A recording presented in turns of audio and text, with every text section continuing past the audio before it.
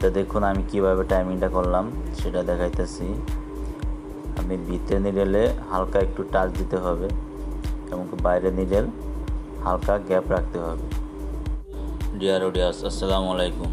আজকে আপনাদের দেখাবো ফ্ল্যাটলক স্মল সিলিন্ডার কম্প্রেসর মেশিনে কিভাবে নিডেল এবং লুপারে টাইমিং করবেন এবং কি এটির পারফেক্ট নিডেল বার হাইট কত, লুপারের ডিস্টেন্স কত। তা আমরা এই মেশিনটিতে নিডেলের মাপ নিচ্ছি, নিডেল বারের মেজারমেন্ট, নিডেলের স্ক্রুডার লুজ দিতে হবে নিডেল বারের। তো নিডেল বার স্ক্রুডার লুজ দিলাম, এটার নিডেল বার প্রথমে হাইট নিব। তো নিডেল বারে এটা হাইট রাখতে হবে, এটা স্ট্যান্ডার্ড হচ্ছে 7.5 মিলি। তো আমরা 7.5 রাখবো না, আমরা এটি 8 মিলি রাখবো। আমরা যেই কাজটা করব, অর্থাৎ যেই কাজ চলতেছে লাইনে, এই কাজটা অনেক পাতলা, যার কারণে আমরা নিডেল বার হাইটটা রাখলাম হচ্ছে 8 মিলিমিটার। এবার আমরা লুপারের টাইমিংটা করতেছি। তো বন্ধুরা, লুপারের এই মেশিনের লুপারে ব্যাক পজিশন রাখবেন হচ্ছে 3.2, অর্থাৎ 3-র একটু বেশি।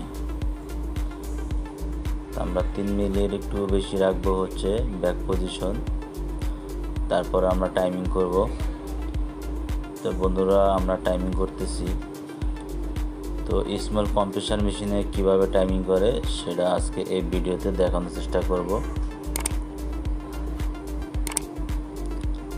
তো বন্ধুরা, এই মেশিনে একটা জিনিস আপনাকে অবশ্যই খেয়াল রাখতে হবে, সেটা হচ্ছে আমরা যে লুপার টাইমিং করতেছি, লুপার টাইমিং করার সময় হোল্ডার টাইট দেওয়ার সময় কিন্তু লুপার কিন্তু পিছের দিকে চলে যায়।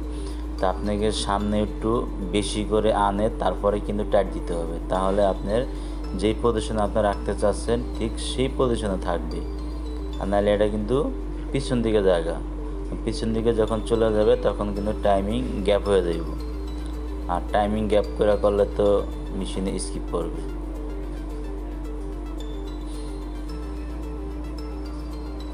বন্ধুরা, আমরা এই মেশিনে কিভাবে স্মল সিলিন্ডার মেশিন টাইমিং করে এমনকি গাটার টাইমিং কোথা থেকে করবেন সেটা আমরা দেখাইতেছি। তো দেখুন আমি কিভাবে টাইমিংটা করলাম সেটা দেখাইতেছি। আপনি ভিতরে নিডেলে হালকা একটু টাচ দিতে হবে এবং বাইরে নিডেল হালকা গ্যাপ রাখতে হবে। বাইরে নিডেল আমি গ্যাপ রাখবো একদম 0-0, যাতে টাচ না লাগে। কারণ আমি যে বডিটা করব সেই বডিটা হচ্ছে অতিরিক্ত পাতলা, আমি যদি গ্যাপ রাখি সেই ক্ষেত্রে আমার মেশিনে স্কিপ করবে। তাই আমি গ্যাপও রাখবো না, আমি টাচও দিব না। দেখুন আমাদের অ্যাবোর্ডিং কিন্তু ঠিক আছে, আমার অ্যাবোর্ডিংয়ে কোনো সমস্যা নাই। এবার আমাদের নিডেল টাইমিংটা দেখুন, আমি ভিতরে নিডেলে হালকা টাচ রাখছি এবং এই টাচটা আমি কি করব, এই যে এখানে যে গার্ডার আছে, নিডেল গার্ডার 2 মিলি স্ক্রু আছে, এখান থেকে আমি গাটারটা মিলিয়ে দিব। তো এখান থেকে আমি গাটারটা মিলিয়ে দিচ্ছি। তো বন্ধুরা, মনোযোগ সহকারে দেখবেন।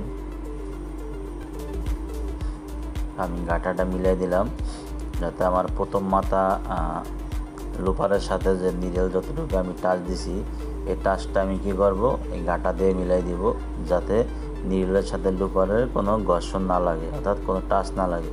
বন্ধুরা দেখুন, এই যে গ্যাপ আছে, আমি যখন গাটা দিয়ে দিলাম এখন কিন্তু আমার গ্যাপ আছে।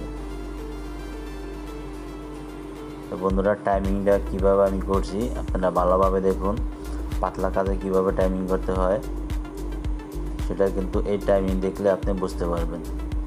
এই যে দেখুন আমি কতটুকু পরিমাণ গ্যাপ রাখছি একদম 0-0, মানে 0.5-এর থেকেও আরও কম আমি গ্যাপ রাখছি, যাতে আমার মেশিনে স্কিপ না পড়ে।